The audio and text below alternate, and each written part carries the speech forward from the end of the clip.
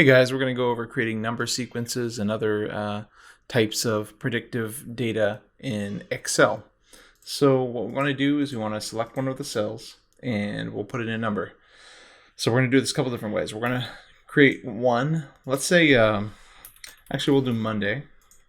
Then here we'll have a 1. And then here we'll have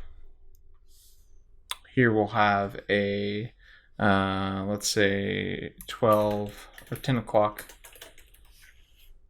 and then here we'll have 5.0, and we want to see by default what happens when we try to continue.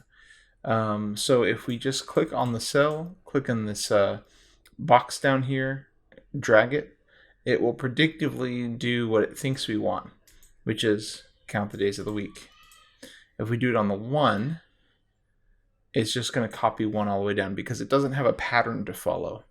At least with Monday, it knows Tuesday comes next. 1, you could go to 2, you could go to 1, you just don't know what it is. It doesn't know what it is yet. So we're going to Control Z out of that, undo. But if we give it 2 numbers, 1 and 2, and we select both of them, and then we go, it sees a pattern, so it continues the pattern. Now, let's see what happens with 10 o'clock. It looks like it goes all the way up. So it's using time format, a 24-hour time format.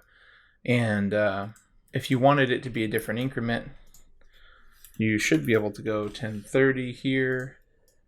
If you want to go by half hours, there you go. If you put a number like 5 in, it's just going to copy it. You need to create some kind of a pattern. So let's see what happens if we do 5, 10, and it should count by 5s. There you go. That's kind of predictive text and adding numbers and counting numbers up in the cells in Excel. Thanks guys. Go ahead and like the video and hit subscribe. Is it too good to be true? I want this so much, but don't know if I can trust you. My mind's racing fast, trying to find the rest.